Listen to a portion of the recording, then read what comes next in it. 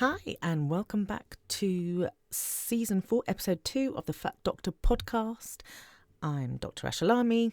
You can call me Asha, unless you're a troll, in which case you can call me Dr. Lamy. I am excited to be answering my first of many questions, I hope, in this episode. This one comes courtesy of one of my wonderful waiting room members. I've known her for quite some time now. She's done a couple of my courses and she's brilliant. And she has asked a question about channeling anger into activism. So that's what we're going to entitle this podcast episode. As usual, I'm literally just going to press record and hope for the best. I do have some notes, but I may go off them, Who knows? Who knows how this is going to turn out? We'll see. Without further ado, let's get into it. So, channeling anger into activism. I don't know. I just read it because she posted it in our membership group, and I was like, this is epic. Like, I have to talk about this. Like, this is really speaking to some part of me. And the first thing I thought about was anger and the emotion anger, which is a very healthy emotion. I think a lot of people think that anger is an unhealthy emotion. There's no such thing as an unhealthy emotion. Sometimes our emotions can be expressed in an unhealthy way, for want of a better word, but it's not an unhealthy emotion. In fact, it's a very protective emotion if you think about it. Anger is something that sort of says, you are being treated unfairly. That's the message that anger is sending us, right? You're being treated unfairly here. And as a result, you're reacting.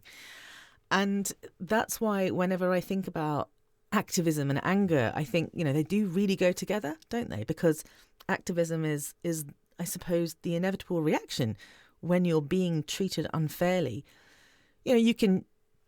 what do you do when you're being treated unfairly? You can scream and shout and you can call people names and you can get cross and you can throw things and you can throw a punch and you can do all sorts of things when you're angry. And some of those things, all of those things are understandable. Some of those things are illegal. And, it's helpful to find healthy ways. I think I'm going to use the word healthy, although health has a very iffy connotation with me. But anyway, I'm going to use that word, healthy ways to channel that anger. So you are being treated unfairly. You experience anger as an emotion and you want to find a way to channel that into something positive. And I guess that's what activism is. And we are being treated unfairly. If you listen to my last episode, you will have heard me said that until or unless you can prove that there is a safe and effective way to shrink my body, which there isn't, and there is no proof, until you can show me that shrinking my body, the benefits outweigh the risks, which they don't, the risks far outweigh the benefits, then I'm going to stay fat. And whether or not you think it's my fault that I'm fat is irrelevant, because I am fat. I am a fat person that exists in the world and there is nothing that I can do about it and there's nothing that anyone else can do about it. Punishing me for it is completely and utterly unfair. I am being treated unfairly. It doesn't matter whether or not you blame me. In the same way that, some people think it's my choice to be queer, it's my choice to be trans. It's not. I hope you know that's not the case. I know that's not the case, but some people think it's the case. But their opinion is irrelevant because I am queer, I am trans, and I am fat, and I am entitled to the same basic human rights as everybody else, as every thin person, as every cisgender person, as every heterosexual person. Just because there's more of you than there are of me doesn't mean that I'm not entitled to the same basic rights as you are. And by you, I'm talking to not you personally. Don't get offended. Sometimes I say you just because I'm angry. I'm not angry at you personally. Don't get upset. Anyway, so I think this kind of unfair treatment should be stirring up anger in us. And I imagine it stirs up a lot of other emotions in people too. For me, for a lot of the time, There was guilt, there was shame, there was embarrassment, there was fear, sadness, rejection. All of, I feel a lot of things, and I have felt in the past a lot of things about being fat. And I've been working through those. But the one that I don't think is ever going to change is anger. Like I'm never going to stop being angry about the fact that I'm being treated unfairly. So until I am treated fairly, I'm going to keep being angry. And so this question seems like a really excellent one. How do we channel that anger into activism? And then I guess activism is quite a big word. It's a word that I use quite often without ever really thinking about the meaning of it. It's like health, right? For a long time, I just say health. And then one day I asked myself, what does that mean? Then I did an entire series on my podcast about it. And it turns out no one really knows. So activism, I looked it up, actually did some notes, did some preparation for this podcast. And I looked it up. And one definition was vigorous campaigning so as to bring about social or political change. Vigorous. I like that word. Vigorous. It's like moist. You either like it or you don't like it. Vigorous campaigning to bring about social and political change. So there were other definitions as well. One of them noted that change that we're trying to bring about is often a controversial issue. So, yeah, we can definitely tick that box. Another definition used the phrase direct and noticeable action. Direct and noticeable. So I don't know how useful definitions are, but it's given us a little bit of a framework to kind of to think about things, or given me a framework anyway, because I now have to talk about it for the next, I don't know, 20, 30 minutes, completely unscripted. Let's see how this goes.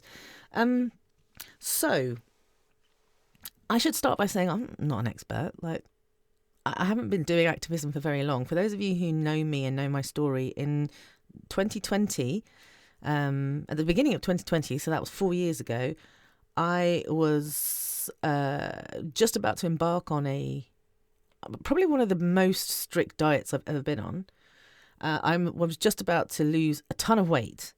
And I was completely and utterly devoted to weight normative care and to diet culture. And I have been since I was first put on a diet when I was a kid. So I'm very new to activism. I went from sort of becoming the fat doctor. Ironically, I chose the name The Fat Doctor because I thought I was going to become thin, and then everyone would think it was a bit cute and tongue-in-cheek that I used to be fat. Like, that was the whole point of becoming the fat doctor. I had no idea what I was doing. God, I was a complete asshole. When I look back, I'm like, ugh, I make myself ill. I hate 2020 me. I don't hate 2020 me, that's not true. But I am angry at 2020 me and everything I stood for. Anyway, so I started the Fat Doctor. I started off with a blog, and it was a weight loss blog. And that was like May, June 2020. So that was only 3.5 years ago. And then I, towards the end of 2020, started to learn that diets didn't work and began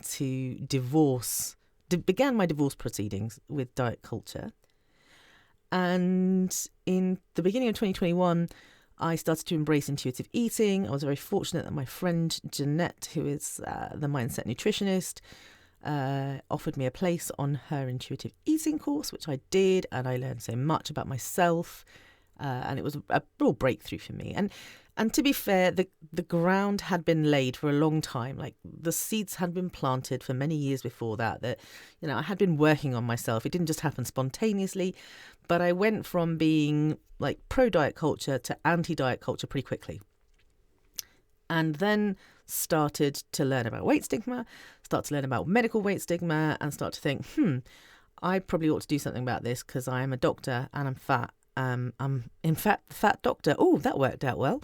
And I should probably do something about this. And so here we are. Now we'll be I got on national television beginning of 2021. It was February 2021.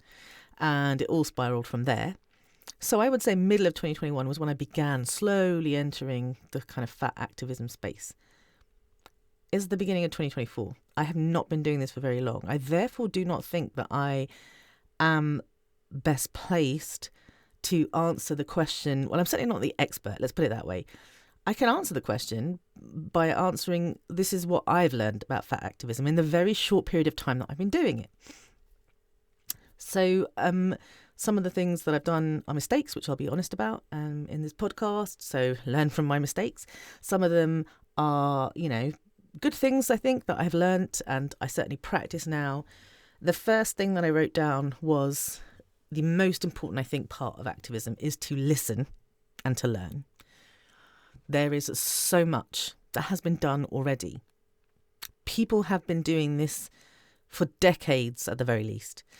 Fat activism intersects with anti-racism activism. It intersects with disability activism. It intersects with really most forms of social justice activism, actually, especially anti-racist and disability justice. So you got to listen to a lot of people, and not just fat activists, but ideally fat people in these communities. And there are loads, and I'm not going to list them all on this podcast episode. I hope you know who they are.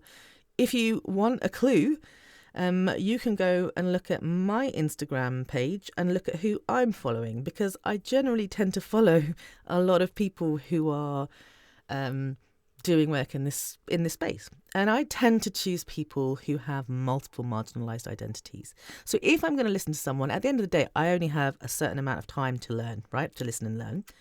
So if I'm going to listen and learn, I'd rather listen and learn from someone that holds multiple marginalised identities, because these are the people with the fewest blind spots. For those of you, most of us who drive know what a blind spot is, right? When you're in a car, you can see everything that's in front of you. You can see quite a bit of things that behind you, but there is one part of the car that you can't see at all, and it's called your blind spot.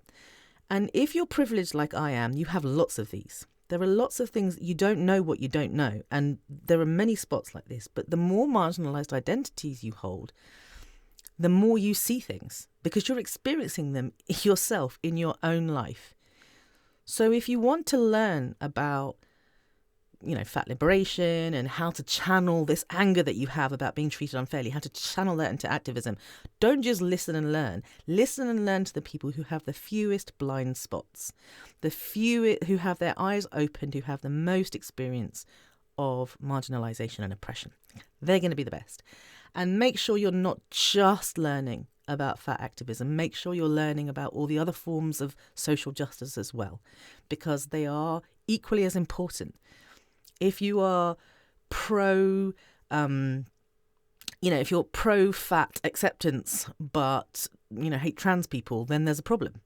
Because if you're saying that some bodies are good and deserve, certain treatment, but other bodies are quote unquote bad and don't deserve that treatment, and then we have a problem. Because who are you to get to decide? Because if you can decide which bodies are good and which bodies are bad, then other people can decide which bodies are good and which bodies are bad. So that's not going to work. We have to believe that all bodies are good and all bodies deserve the same access to healthcare, to employment, to housing, to education, to whatever. So, make sure you're invested in activism. And it's uncomfortable. It's uncomfortable, especially if you're privileged. Nobody likes to hear that they're privileged, and nobody likes to have their eyes open to ways that they have been participating or have been complicit in harming other people. I don't like knowing that about myself, but it's true. I have been. I'm not disabled. So I have been living in this kind of very privileged life, not having to cope with a disability. Cope, that's not a good word, but not having to cope with a society that hates disabled people is what I meant. And I have been complicit in that, in the harm that has been being perpetrated against disabled people. So I didn't like listening, in the sense that I realised that, oh gosh, wow, I've really not been doing that well. And there have been times when I've been called out, and called in. And those are two very different things. And I hate being called out. I don't mind being called in. Being called out sucks. And sometimes it was not done in a way. It was not done in a way that was particularly compassionate, or curious, or calm. and or it was done in quite a mean way. And I guess to some extent, that's reasonable. The person that's been harmed by me has every right to react the way that they want to react, and there's no denying that. But also, all of us, we're all a bit messed up, right? Like we all have our damaged parts, we all have our broken parts and our cracked parts and our scarred parts, and so we're not perfect. We're not perfect all the time. Certainly, I'm certainly not perfect all the time. So I am guilty of not liking being called out and struggling with that. I am also guilty of calling people out or calling people in a way that perhaps wasn't as compassionate or kind as it could be. And all of those things are true at the same time. It's a process. We're living, we're learning, and hopefully, we get better is all I can say to that. But listening and learning is so important. In fact, it's the most important thing you could do. And I think what follows on from that is that you're not just listening and learning, but that you are beginning to follow activists and you are supporting them. And, one of the things I really struggle with is some people believe they are entitled to so much of my time and my energy without ever considering what they're asking of me. And I don't like that. I'll be honest, I don't like that. I understand why they're doing what they're doing, but I don't like it. If you are getting something from someone, it should be an exchange, shouldn't it? If someone's giving you their energy, then you should want to give that some energy back. And you can give energy back in lots of different ways. It doesn't necessarily have to be financial, although money is energy, and anyone who says it isn't is lying. Money is a form of energy. That's all it is. So if you have money, that is a form of energy that you can easily give back to somebody who is pouring out their energy into you. And it's a really helpful one because you're going to sustain that person so they can pay their bills, and that's great. But if you don't have money, and that's like you really don't have money, as opposed to you don't want to give your money away, which are two very separate things. But if you don't have money, there's lots of other ways that you can support people. And the thing about activism is it's a very lonely place. It's a very scary place. And it's also difficult because we're struggling in a colonialist, supremacist world that is designed to stop us from pursuing our goals, for pursuing social and political change. Like, society is set up to stop us from changing, stop us from evolving, right? Nobody wants to let go of their power. The people in power don't want to let go of their power. So everything, whether it's the social media algorithms, whether it's, I don't know, like just anything and everything is set against us. And so another way that you can support other activists, which is where it all begins, your activism should begin with supporting other activists, is to sort of like try to help them. Like, so just even a like and a thumbs up in the comments will help the social media algorithm to put that message out there so that the people who do have the money, for example, will purchase the thing that the activist is doing, and so that activist can pay their bills that month. And so, everybody has a role to play. And that kind of brings me into my next thing, which is like recognize your strength and your talents and your capabilities. Where are you at right now? Like, if you're working 3 jobs, you probably don't have that much time to devote to activism. But maybe you have the money to devote to activism.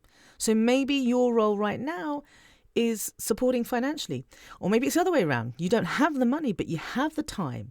So maybe you think, okay, well, I'm really good at, I don't know, pick a thing that you're really good at. That's what I want to give. And once you recognize what it is that you have to give, and not just what you have, but also what you like doing, what appeals to you, what excites you, because activism is sometimes draining, right? And so there are certain things that I do on a daily basis that I can't stand doing. And I would love someone to take over for me because not suggesting that I want people to volunteer to do these things, but just like, there are parts that I just think, oh, I wish I didn't have to do this. But there's probably people out there that just like, oh man, that would be delightful. I'd love to do that. So we are one big community of fat people. Knowing what you have to offer is really important. So I said, listen and learn. Don't just be like, right, okay, here we go. I'm going to be an activist. Like, you're the first person to have thought of this. No, people have been doing it for a long time.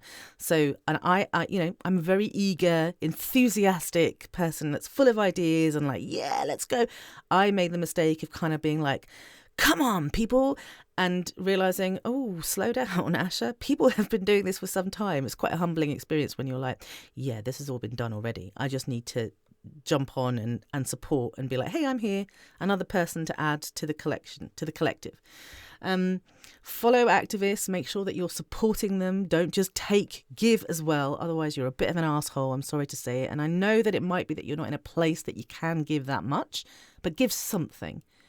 And again, I'm not talking about money now. I'm talking about something, some form of energy. Don't just take energy and give nothing in return. And I'm sick of hearing like, oh, well, people who need your support are the most marginalised, therefore you can't ask anything from them. Sure, but I'm also marginalised. Not the most marginalised, but I am. And a lot of activists, you will notice, are marginalised. They often have more than one marginalised identity, and they're often facing multiple forms of oppression. And by the very nature of activism, I think, often we've got legal issues, or, we're getting arrested for protesting, or, we're doing the work that we want to do, but we can't afford to keep the electricity on or whatever. So, yeah, a lot of people who are actually quite visible activists, actually in the activism space, and that's kind of the primary thing that they do with their life. Yeah, they don't have it easy. So stop thinking for 1 second that they do.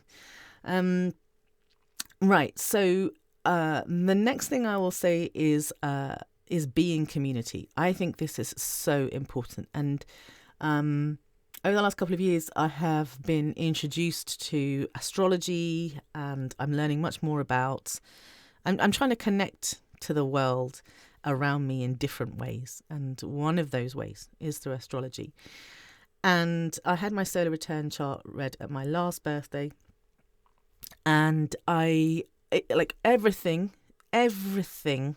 was kind of in my 11th house, 12th house, 10th house. A lot of the stuff that came up for me was about building community, building relationships. Community, relationships. It just kept coming up over and over and over again. I've spent certainly the latter part of last year, and certainly will the beginning of this year, devoting myself primarily to community, to building community, because I personally believe that's the best way to be an activist, is through a community, with a community. And yeah, I'm going to plug my community. Of course I am. Why wouldn't I? The Waiting Room, we're on Discord, and I'm fucking loving it. I absolutely love it. Like, the people who are showing up are all brilliant people, and I can see a lot of us have a real passion for activism, and that's how it starts, organically, grassroots stuff. Sure, I'm all for political activism. I'm all for petitions, and I'll sign a petition. You got a petition, I'll sign it.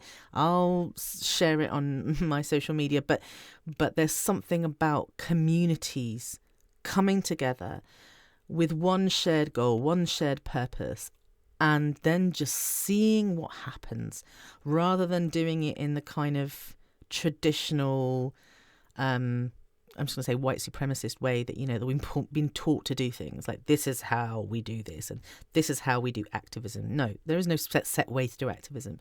So I'm all for community. And then I guess the next thing I think is a really big one, and I'm speaking to myself as much as I'm speaking to everyone else, which is about, you got to avoid centering yourself, and you got to avoid the temptation to take credit. And I think if we're honest with ourselves, every human being is tempted to take credit for things and wants recognition. And I'm not saying that we shouldn't have recognition. I think that we absolutely should be recognising the people who go above and beyond. That work shouldn't go unnoticed. I think we have a responsibility to recognise other people, but not to push for our own recognition.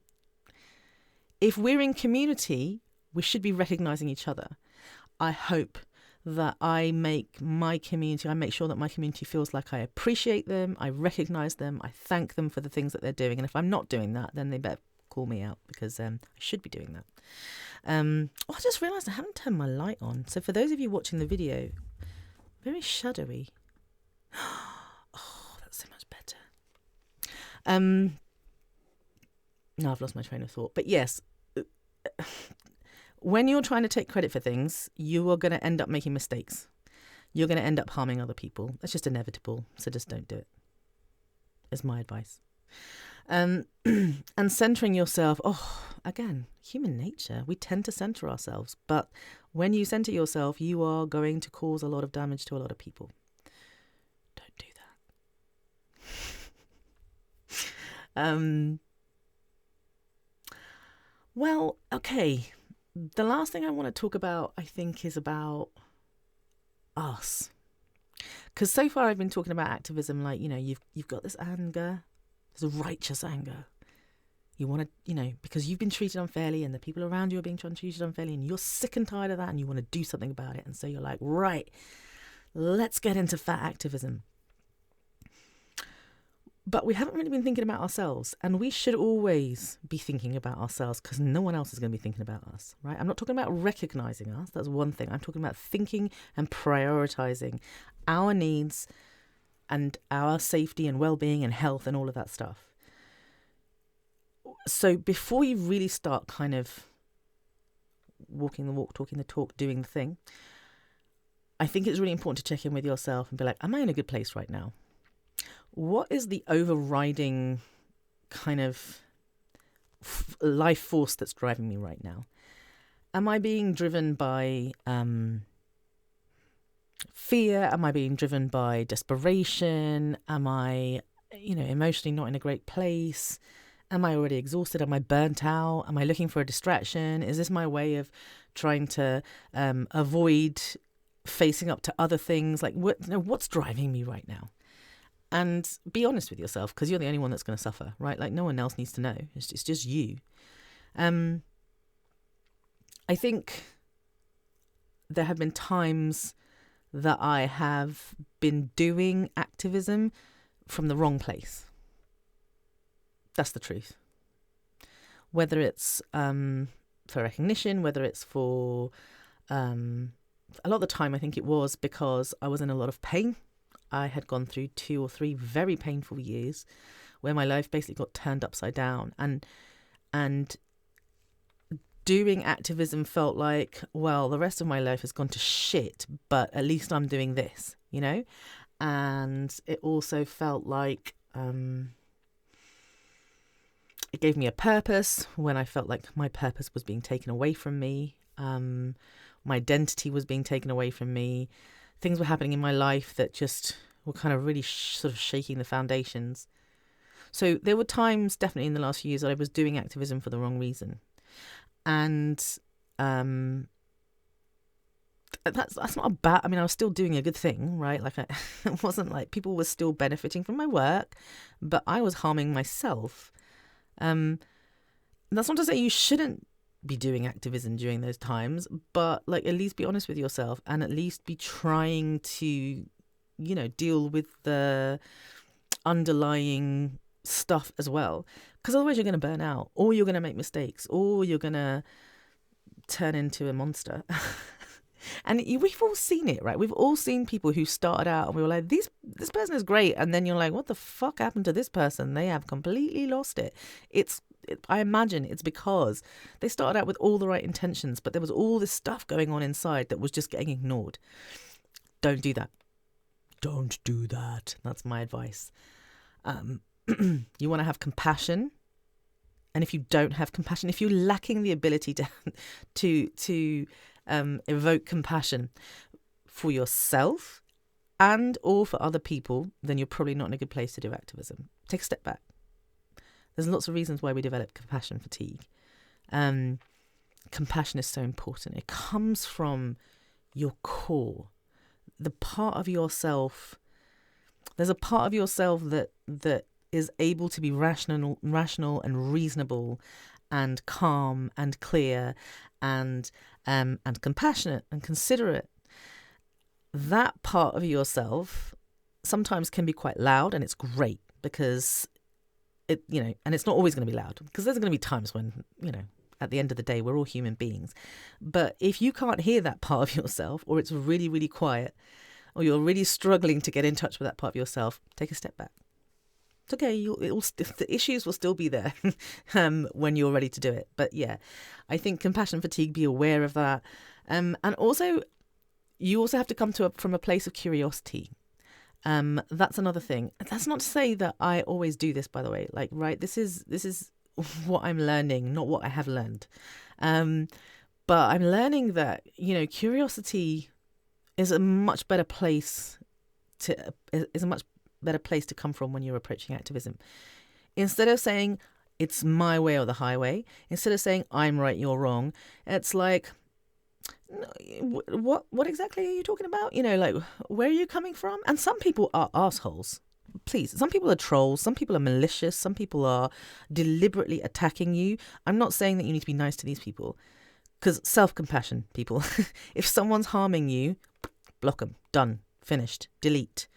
But sometimes, when someone is, I don't know, calling you in or has a different point of view to you, it's good to approach that with curiosity. That's not to say that you have to agree with them, but it's that you have to at least be a little bit curious about them. And that also goes for yourself. Be a little bit curious about yourself. Constantly be willing to unpick things and to be devoted to self-discovery. If you're planning on enforcing, vigorously campaigning for social and political change, if that's what you want to do, to vigorously campaign for social and political change, well, first of all, you have to have the energy, because vigorous requires energy. But also, you got to be confident in your heart that you're changing in the right direction, right? Like that it's a positive thing, that you're not actually creating more problems. And so, yeah, you've got to be curious. You've got to be questioning. You've got to be constantly asking yourself, am I on the right track here? Or, could this person be right? And again, you need a community to be able to talk about this stuff with. You need your trusted friends that you can go to and be like, am I the asshole? You have to be able to admit when you are. You need friends who are going to tell you when you are, by the way.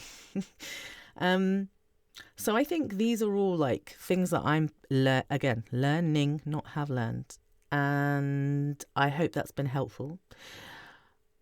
But in terms of like practical now, like if you want to dip your toe into the pool of fat activism, rather like I've been doing, I think I'm ankle deep by now. I don't think it's toes anymore. I think I would like to say I'm ankle deep.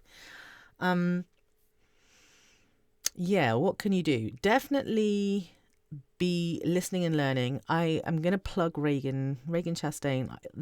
There is nobody that I'm aware of that is putting out more incredible information as Reagan.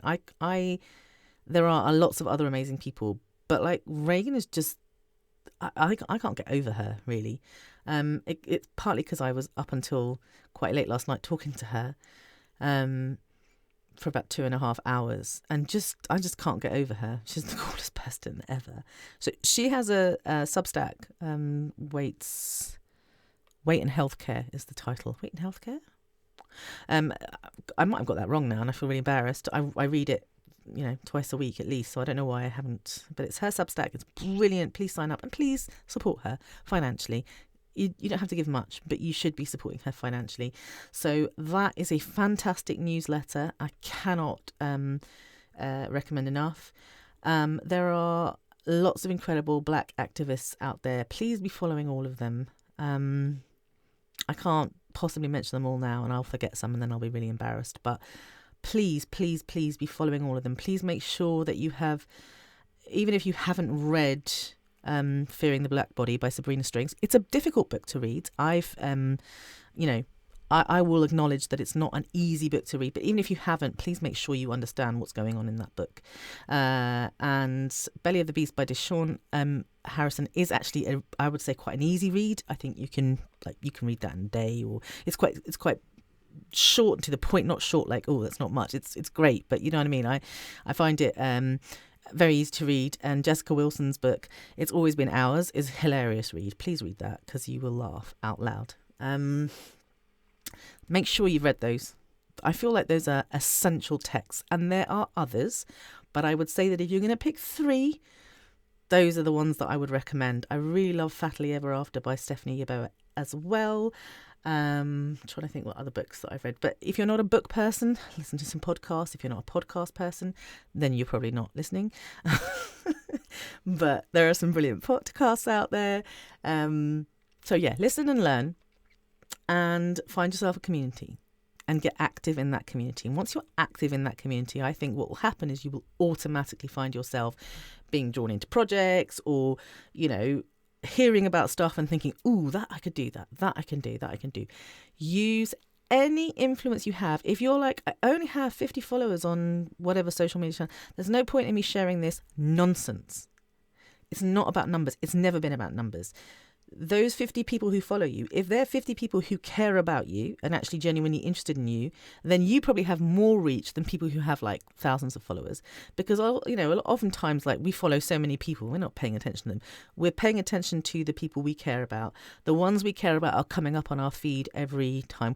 We look at their stories because we're interested in them. So I don't care how many followers you have, doesn't matter. If you have some social media access, please, please, please share everything that you can. Spread the word, include the links. I mean, like, that's not that difficult. I know it's a couple of extra steps, but if someone's offering something and you can go and copy and paste that link into your stories on Instagram or whatever, then you have done such a service to that activist. You have no idea how grateful that activist will be. I certainly could not thank you enough just for sharing my stuff. I don't even need you, like, I don't need to know you've done it. I'm not, you know, you don't need to tag me or anything, but just the fact that you're doing it, that is incredible. So please support in small but very meaningful ways. Your voice is never too small. Even if you're talking about fat activism or something that you read or something that you saw, even if you're only talking about it to 2 or 3 people and you think, well, what difference does that make? Nonsense. If everybody talks about it to 2 or 3 people, we're reaching a lot of people, especially if those 2 or 3 people listen and go, oh, wow.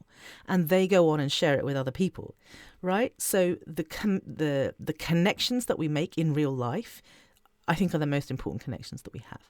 However you make those connections, they're the most important ones. So if you want to start your vigorous campaign, just start talking about it with the people that you care about. And that is the beginning of activism. That's how my activism started. If you want to do stuff on social media, or you want to start a blog or Substack of your own, like, do it. I'm all for that. Like, there's enough space. Let's not get into this whole, like, this is my territory, don't be muscling in on it nonsense. The fat activism space is big enough for all of us. So if that's your thing, if that's your jam and you really want to do it, and let me know, and I will absolutely support you. But don't feel like you have to do it, because it's not the only way, right? Like, we're not all the same. And so whatever you're really good at, do that. Cool. I think that's the end. I'm going to end it there. I hope that's been helpful. I have no idea what I'm going to be talking about next week, because I'm waiting for someone to ask me a question. Please do. In the meantime, did you know that you can book a consultation with me? And I have to say, it's quite good. Not to brag or anything, but booking a consultation with me is actually quite life-changing for people. Because there are people out there that have literally never spoken to a doctor before who genuinely gives a shit about them. A doctor who is going to do the exact opposite of what most other doctors do. And that's not to say that my treatment is different, because it's not. It's not to say that my diagnosis is different, because it's not. I'm quite a thorough diagnostician. And I'm also one of these people who kind of like doing diagnoses just by listening. Because, you know, at the end of the day, we can diagnose most people just by listening. Even though I can't do examinations and investigations, listening gives me a lot of clues, and I have quite a few clients that have come to see me, and they've started talking, and I'm like, yeah, I know what's wrong, and I'll write it down on the top of a piece of paper, and at the end of the consultation, be like, oh, have you considered this? Have you considered that? And then they'll come back to me and like just be like, 2 weeks later, oh, you were right. I'm like, yeah.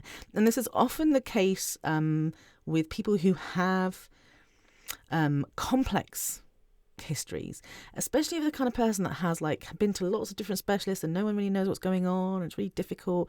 I am like, diagnosed EDS quite a few times. I've diagnosed a few sort of autoimmune conditions and things like that, things that often get missed. So if you're looking for kind of someone to support you, I'm not acting in my capacity as a doctor because I'm not a doctor anymore. I am a medical doctor, but I'm not a practicing medical doctor. That's a podcast for another day.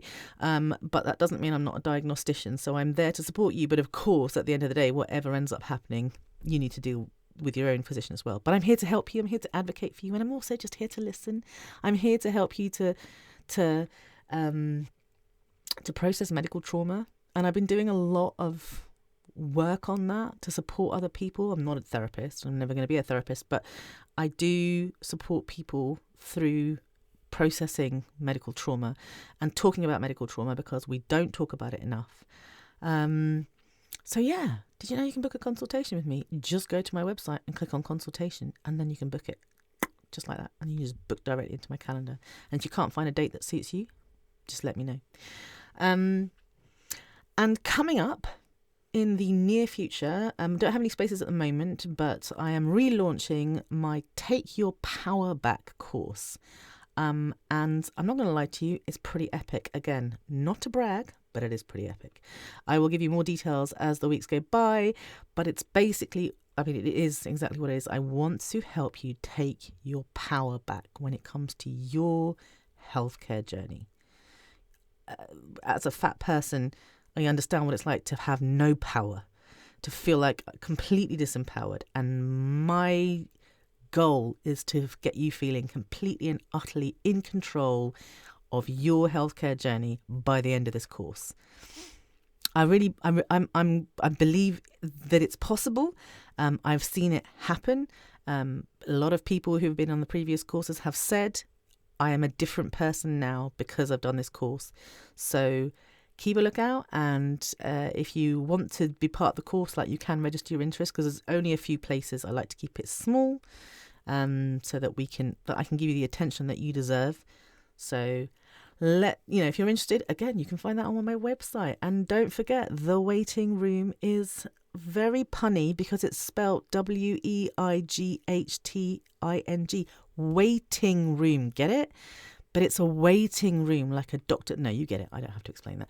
Anyway, I'm really loving Discord. My children very unhappy that I have dared to move onto Discord because that's where the cool kids hang out. That's where the gamers hang out, not where middle-aged, fat, queer, trans activists hang out. And I'm like, Discord is big enough for the both of us. You stay on your corner, I'll stay on my corner. We will not meet in the middle, but it is actually really cool.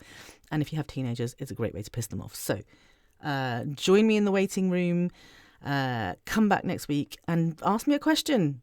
Ask me anything, and I promise you I will try and answer it. I'm not sure if I answered this one, but we'll soon find out. See you in the next one. Bye.